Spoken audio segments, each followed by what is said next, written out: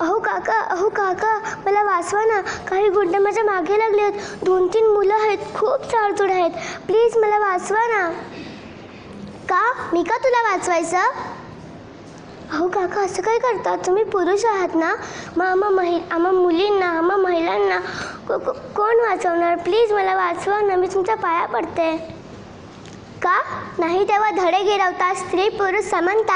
आम्ही हे करू शकतो, आम्ही ते करू शकतो, पुरुषांच्या बरोबरीने लढू शकतो. मग आता स्वतःचा बचावही करता येत नाही. अहो काका, असं काय करताय? मी तुमच्या पाया पडते. प्लीज मला वाचवा ना. नाही, तुला वाचवण्याच्या भानगडीत त्या गुंडाने मला मारलं बिलं तर मी का माझा जीव तुझ्यासाठी धोक्यात घालवायचा? अहो काका, आमच्या घरच्यांनी असंच शिकवलंय की मुलं मागे लागली की मोठ्या माणसांची मदत घ्यायची, मोठ्या माणसांबरोबरच घराबाहेर जायचं.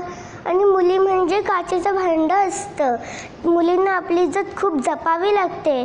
त्यामुळे भावाचा, मामाचा, वडिलांचा आदर घ्यायचा असतो. तर मग ह्या वेळेस तुम्ही मला मदत करा ना काका, प्लीज.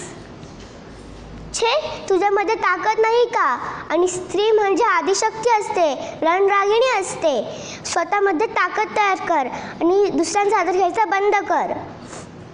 अहो काका, आमच्या घरच्यांनी असंच शिकवलंय. पण आता नाही. आता मी कराटे शिकणार, वेगवेगळे कोर्स करणार आणि अख्ख्या जगाशी लढणार. मी कोणालाच घाबरणार नाही. काका, येते मी.